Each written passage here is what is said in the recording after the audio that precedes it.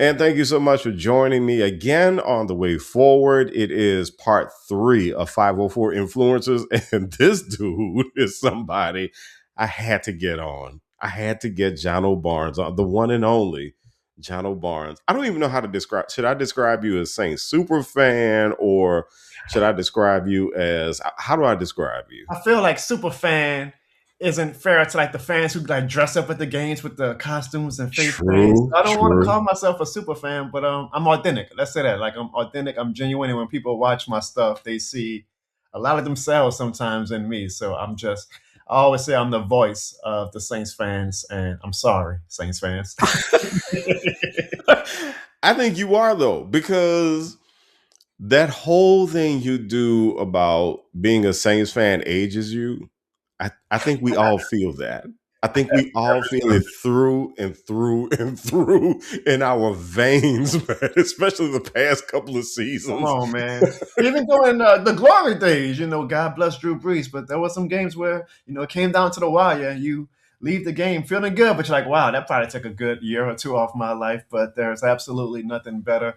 I'll say the PG-13 version of my motto, which is, it's more than a game, and that's kind of the brand that I've carried with my content the past few years that has resonated with the city and the state. And I'm humbled, honestly, that to be on your platform and that people really enjoy my stuff. So I enjoy doing it because it's authentic, it's genuine, and I think people see that when they watch my stuff.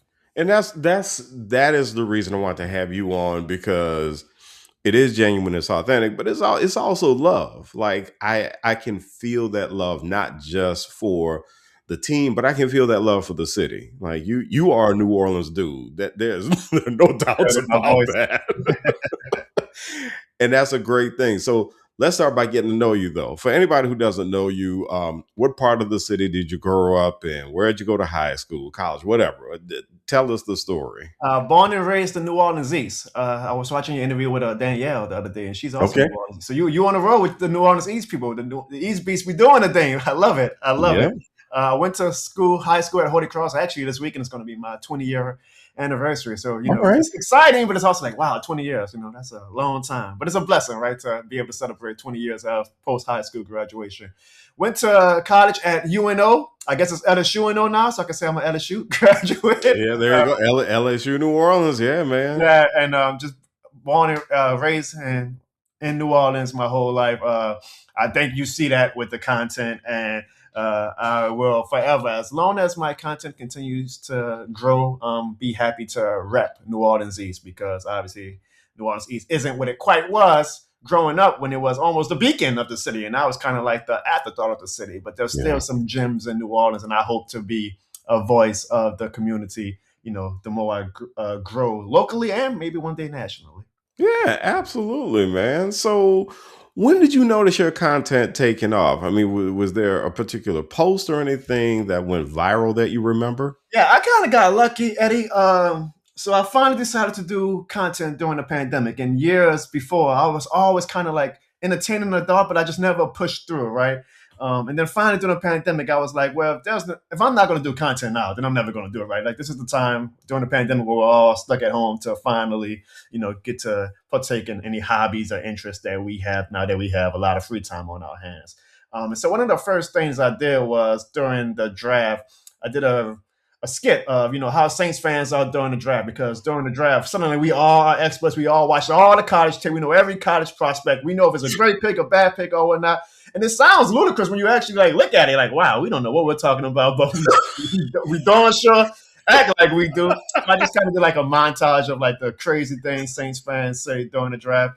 And I got lucky that one on Twitter, it blew up. Like, my first attempt at it, and I'm already like, oh, is this easy? I'm glad to be a superstar. Like, it's that easy to go viral on Twitter. Now I've learned the hard way that not every video is going to hit after that, but that, at least for me, was the first video that really got myself and my brand out there, and it's been a gradual climb of ascension, if you will. I believe I've been doing it for about 5 years now. So it also made me go, well, this is what fans really want to see, though. Like they kind of like to see the entertainment factor of it, the comedy aspect of it. I don't pretend to be an analyst per se. Now, in the following years, I've dabbed myself more into the analysis talk. I've been on radio stations, I've been on TV stations, and like done serious conversations with the New Orleans Saints. But I like to use my brand also just to have fun with the beauty of being a fan and what comes with fanaticism, which is hypocrisy, stupidity. You know, it's not. I always say it's not politics, right? This is not life or death. It feels like life or death sometimes with the Saints, but it's not. It's all of us to come together, have a good time, and so I did that first video as a skit, and it blew up, and it's been an amazing journey ever since. So the thing that you say about reactions to the draft, yeah, and I remember a couple of your videos about that, but it is funny because this year in the draft, everybody goes, "Oh, that's the first pick. Oh, he's horrible." And I was like, "Y'all said the same thing about Tyler Shuck last year. Y'all said Tyler Shuck was a horrible pick." It's me. It's me. I had a video that kind of went viral. Like it was a genuine video. Like I also sometimes, when you get into content creation, you want to throw darts at different type of content and see what sticks. So I've done Yeah. reaction video, like genuine reaction video, where I just hit the record button and I record my genuine reaction to games, to the draft, etc. So when we drafted Shuck, I was mad. And I kept the video up because I could be like, oh shoot, he's good. Let me actually delete this. No, I want to keep that video up. I want people to see that, hey, I embrace that. There are times where I'm going to have incredibly bad takes, like it seems like I'm about to have with Tyler Shuck. But that to me is the fun of being a fan. I hope one day Nike takes that video and uses it for a commercial saying nobody believed in Tyler Shuck, and they show me being an idiot on draft. They're saying, what the heck kind of pick was that? But it shows you like that is fanaticism. And I apologize to you, Tyler Shuck. All right, I have to give you another one that was almost exactly like a situation that happened with me. So there was one you did. Your wife got you tickets to a Raiders game for Christmas. But wait, what are you talking about? Jono, this happened to me. So my wife and I got married 2014. Awesome. She wanted to give me an awesome birthday gift wedding gift. At the time, we were living in Dallas. 2 days after our wedding was a Saints game in Dallas. I had been walking around Dallas talking all kinds of junk. I was like, we won more games in AT&T Stadium than y'all. So I was giving everybody the business. So we get in the car Sunday morning. We speed back to Dallas so we can check out the game. We get to the game and the Saints are getting shellacked by the Cowboys. 2014. We were not good in 2014. So you were even talking trash leading up to the game. And I was just sitting up there at AT&T Stadium. We were all up at the rafters or wherever we were. And I was just sitting there like, oh God. And then my wife is going, I'm so sorry. And I said, no, you don't have to apologize for anything. How dare you? Hey, I love that you said that because again, it kind of validates to me. Like when I do videos and I call it skits, but sometimes I joke when I say it's actually like just footage that my wife uses for our wedding, our marriage therapist to show how crazy I am. But people see themselves, like they see themselves in those situations and whatnot. And shout out to my wife because she's not necessarily into the business of being in front of a camera, so I kind of worked the run around where I just use her voice like to play up to the character, and she plays the annoyed wife to my crazy fanaticism husband angle. And I'm glad that people like you enjoy it. I take like real life situations from that, and I kind of amplify it for the internet audience, for like real situations that we have run into with things like that, and I kind of put a comedic element to it. But I think people see themselves into it, so I'm glad, and that's one of the things that has taken off in my past few years of content creation is the Saints fanaticism husband versus the annoyed wife who's like, no, it's not that serious. And then I'm always on camera saying, it is that serious. What are you talking about? I love it. But I have to tell you, where you really show the beauty of being a New Orleanian is that even when we won a Super Bowl and everybody was like, okay, what's the next one going to happen? Yeah, really. We're still waiting. But even in that, you show that beauty of being a New Orleanian in that we don't take it too seriously. We love our teams. We love them. But at the same time, we're New Orleanians, and it's hard for us to take anything way too seriously when we know it's not life or death. And like you say, even if even though it feels like it I don't know, yeah. When sometimes. those 3 hours on Sunday, we're a petty city. We're a fun city, and that's why I Yeah. tried to. I don't even think I tried to. Like, I'm from here, so like it comes out. Yeah. My motto is this more than a game, Yeah. and I always take pride in that. It wasn't something that I went to a marketing table and said, "Hey, man, I need a slogan. Like, I need a thing for a catchphrase for people to catch on to." Like, I say that verbatim in a skit one day, and Yeah. everybody was in my comments and mentioned saying, "Yeah, Jono, you're right. It is more than a game, etc." And I was like, "Oh, I got something with this," and so Yeah. I ran with it to the bank. To be honest, Yeah. but it's genuine. Like, it wasn't something I'm like, oh, I gotta, fabricate something or make something out of nothing with it. Like, it just came out of me, and people can feel that. I feel like so. I love it. I love that people see the authenticity with my content. Yeah, yeah. You're listening to The Way Forward. I'm Eddie Francis, and we're talking to Jono Barnes. And Jono is one of our influencers in New Orleans who loves to talk about the joy May I and interrupt? pain. Hey, I'm sorry, but you say the word influencer, and I always kind of push back sometimes when people call me an influencer. I think I just have the stigma around influencers. Like, when I hear influencers, I think of the people who go to the restaurants and say, "Oh, you got to try this $50 appetizer. It's amazing." Things that they're paying me to do it. No knock to them, but obviously, if people want to watch my stuff, that's obviously not what I'm doing. But I understand that influencer has kind of become the key word, I guess, of what content creation is. And so I'm honored. Like, when people say, "Hey, I want to put you on my influencer spotlight or whatnot," it always kind of makes me go, "Whoa, me an influencer?" But I guess that's the world I live in now, and I hope to be an influencer that New Orleans is proud of. So you mean to tell me you're not going to be one of the people who's going to go to a restaurant and then take a styrofoam container out to your car and then smack on it for like 30 That seconds and is say, not. and say I do it's take busting? to eat it, but you won't see me videotaping it. No, not my style of content. But I do appreciate and I respect everybody who gets into this world, because it's not as easy as I think people think it is. Yeah. But it is fun, and if you're passionate about it, if you're authentic, like, I think New Orleans can see the people who are authentic and people who are kind of just doing it for clicks or for money. Now, don't get me wrong, like, we all doing everything for money. I Hmm. have been grateful to receive some compensation for some of the things that I've done with my content, but I try to at least keep everything that I do authentic so that people know that it's genuine and it's real. Listen, here. Okay. Thank you. Run the man his coins. So let me ask you this though. What inspires you to continue to produce the content? Stuff like this, honestly, like you hitting me up. I mean, me not even knowing that you knew I existed, right? Like, I didn't think that I was on WBOK's radar or your radar. So to be like, "Oh wow, Eddie knows me and wants me on WBOK and his platform," that's awesome. I'm not a huge influencer. Heck, if you look at my like Instagram numbers, I think that's kind of the main social media platform people go to. I'm probably in the bottom tier, and I'm a big deal on Twitter. At least I know not everybody's like frequently on Twitter as much as they are on Instagram. But when I go out, I'm not trying to act like I'm a local celebrity or anything, but people stop me and they'll yell, "It's more than a game," or ask to take a picture with me. Like, that stuff brings a genuine smile to my face, that I'm resonating with people like that, and people are actually enjoying the content that I do. And also, Eddie, honestly, I'm just passionate about it. Like, I don't have to fake.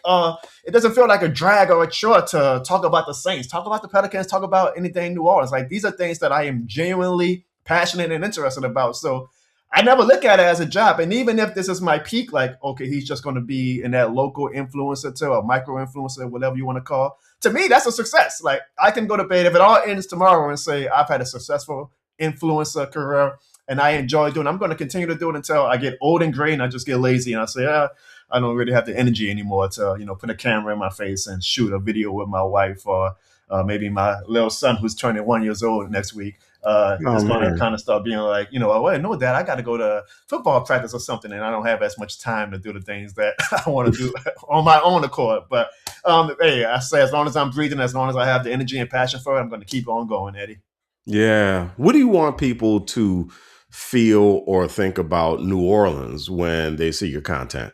I want them to see the authenticity of it. I want them to see the entertainment that the city can bring, the talent that the city has, and if I'm able to garner an audience I hope people can be inspired that if Jono can do it, I know I can, because I'm not going to act like I'm this special, huge deal or anything. I don't. I just want people to see the beauty of the city. I think that it's a beautiful thing. This content creation and influencer thing is that Joe Blows like us, Eddie, can now garner an audience. You don't have to go to Los Angeles or New York anymore to make it. You can make it here in your home city of New Orleans, Louisiana. And I even always say, they say in New York, if you make it in New York, you can make it anywhere. Well, I always say if you are beloved in New Orleans, you don't have to be beloved anywhere else, because New Orleans is going to tell you, like, if you Yes. are real deal or not. So I always tell myself the fact that I have the audience that I have in New Orleans, and this is not a city that is going to fake jive you. Like, that is a blessing in its own. And I hope people, again, just see the authenticity of the city when they watch my stuff, and they see the Mhm. fun. That's what I try to do. I try to bring smiles to people's face, and that they see that, hey, New Orleans is a fun place with fun characters. So, what is your dream for the future of our home city? What's your dream for the future of New Orleans? I would love for New Orleans to grow the way Houston has, the way Dallas has.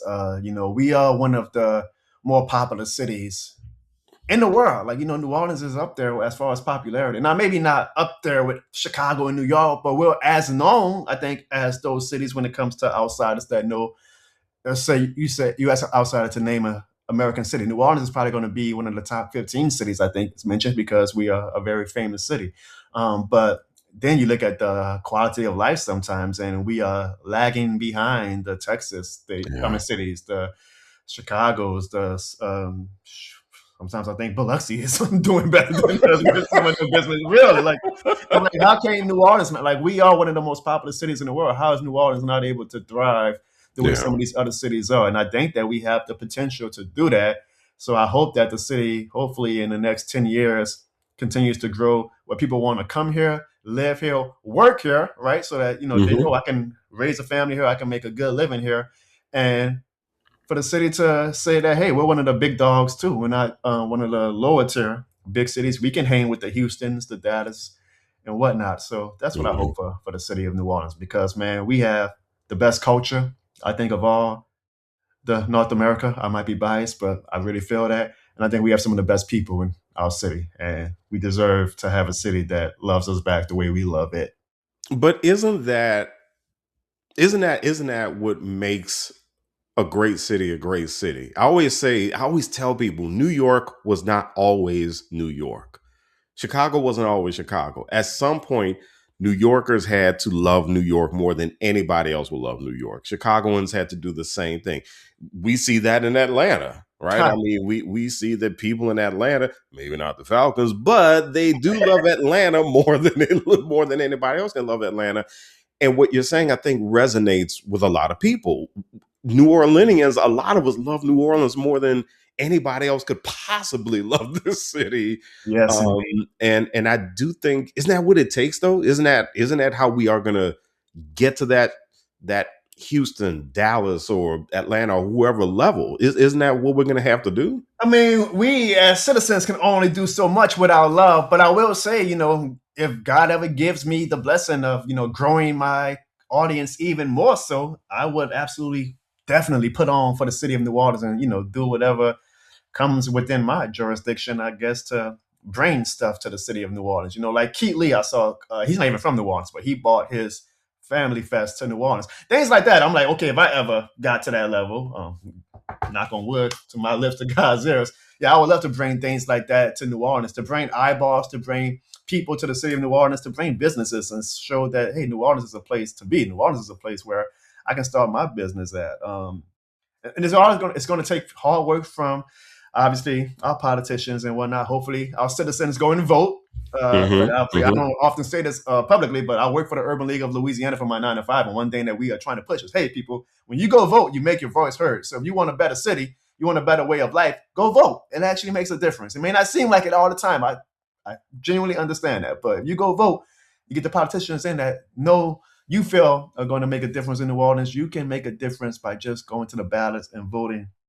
And I hope that uh, the city's again residents can feel the love back from New Orleans for the love that we give the city of New Orleans. I'm in Texas a lot, Eddie, because so this is how Texas is doing better than Louisiana. Apple brought their headquarters down to Austin, Texas. My wife works at Apple. This is Mm. how I'm able to use her credit card to go to all these Saints games. But and I'm like, well, why can't New Orleans? And I know, we might even get some pushback from people saying we don't want the big corporations to come down. I do think that there is a benefit to having like these corporations come down to your city to grow the Hmm. economy and whatnot. I think New Orleans can be a city like that. I think there's a middle ground that can be reached with Well, that. But economically, you need an anchor. absolutely, Yeah. absolutely, and it can't just be energy. When I'm in Texas, dude, I'm repping my black and gold hard. I'm like, look, I'm gonna let the world know New Orleans is the place to be. I'm a proud New Orleanian, and I feel like that's across the United States with people who, frequent other cities whenever they leave New Orleans. So the love is real from the citizens, and if we all continue to use our creative to get far, I guess, in this world, whatever your bubble is or whatever your niche is, New Orleans can continue to thrive, and I'm hopeful that I can be one of the frontline soldiers in that battle. All right, man. We got to end it on a fun note. I need your bold predictions. I need your bold predictions for the next Saints Pelicans seasons. What do you see? You don't want to get me started on the Pelicans. Just not the draft pick stuff, but I think this is going to be a fun year for the New Orleans Saints. I genuinely believe that the Saints can win the NFC South this year. But I will say I hope fans temper their expectations a little bit because technically we yeah, are still in a rebuild. So I know that last month of December last year where we went 4-0 made us think, oh, we ready to take that leap. And maybe we are, but there might be a world where yeah, maybe maybe, we might maybe. make the playoffs. Maybe Tyler Shuck actually hits a bit of a sophomore slump. It happens, so hopefully fans don't take it out on him or the team if they don't live up to those playoff expectations. But I'm going to be drinking the Kool-Aid, Eddie. It's a great bug, by the way. I tell you, I rep it everywhere. I'm going to be drinking the Kool-Aid. I think that we will win the NFC South. I think it's going to be our first playoff appearance in a long time, and I think the city's going to be on fire this winter and next January 2027 when we are in the playoffs.